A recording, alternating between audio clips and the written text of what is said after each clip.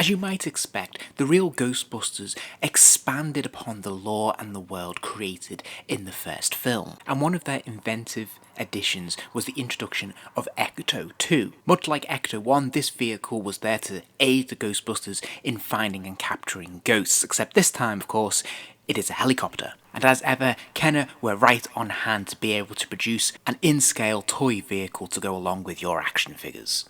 Kenner produced quite a lot of vehicles for the real Ghostbusters line, and this is sort of a mid-range vehicle in terms of its size. It's neither the high-end deluxe version that we would see with Ecto-1, which is quite a large box with a large vehicle inside, but it is bigger than some of its smaller counterparts that we'll see later in this series. So the box is a fairly compact oblong that is approximately half the size of Ecto-1.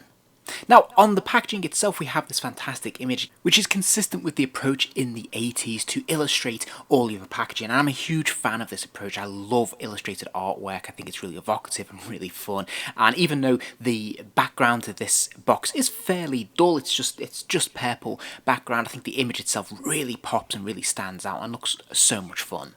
It's only on the slim side panel that we get to see any photographs of the toy and its various action features.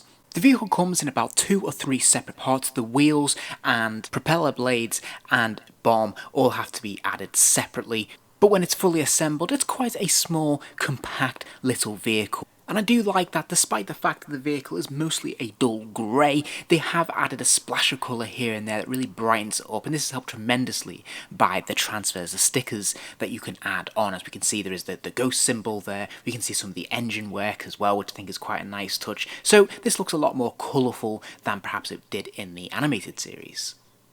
One thing I did want to point out is that, of course, it does have propeller blades. Sadly, mine have been lost to time. I'm not quite sure where they are. They're in some box somewhere, I'm sure, in storage. But sadly, I wasn't able to find them in time for this video. But it does have 2 distinct plastic red blades, which, of course, do spin around when you pull the trigger. And I'll show you that a little bit later.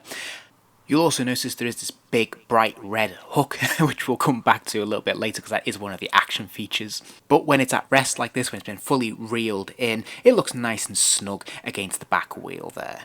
And speaking of the wheels, of course, they do rotate. You can move this vehicle forwards and backwards. They are made of a plastic. However, I do like the attention to detail by adding in the chrome rim. I think that's a nice touch. And again, just has a splash of colour to it, which is a lot of fun. I also like how they faithfully recreated that orange joystick, for lack of a better word, the control panel that they hold on to, I think looks really good. And inside we have a wonderful sticker which adds a lot more detail and colour and looks quite fun.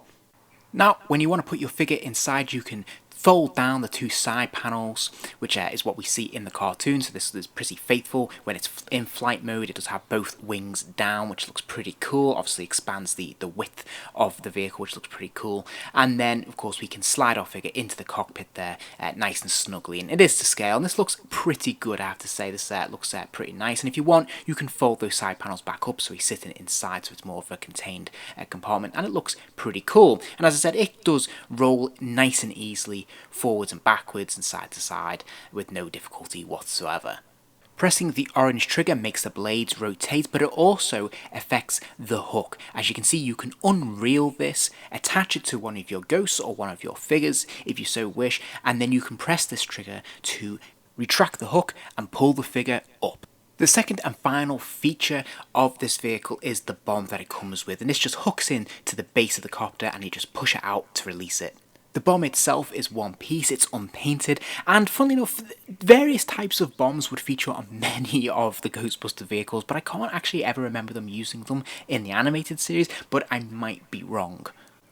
All in all, this is quite a fun, albeit condensed little vehicle. Like I said, it's not one of the deluxe vehicles like Ecto-1, which is much bigger and had a few more action features, but at the same time, it's got enough going on to maintain interest. It's pretty faithful to what we see on screen, which is always fun, and I think it has enough action features to keep kids interested for a few hours. I have a lot of affection for it personally. I played with this many times. As you can see, it's a little worse for wear in certain areas over the years, and I would caution you to be very careful with the connection for the orange piece there, because over time that is quite delicate. It does just clip into place, and there is a danger, of course, that it can snap apart, so be very careful when assembling this. But all in all, I have to say, I think this is a really fun addition to the line. If you enjoyed this video, please do give it a like, and remember to subscribe as there'll be plenty more videos soon.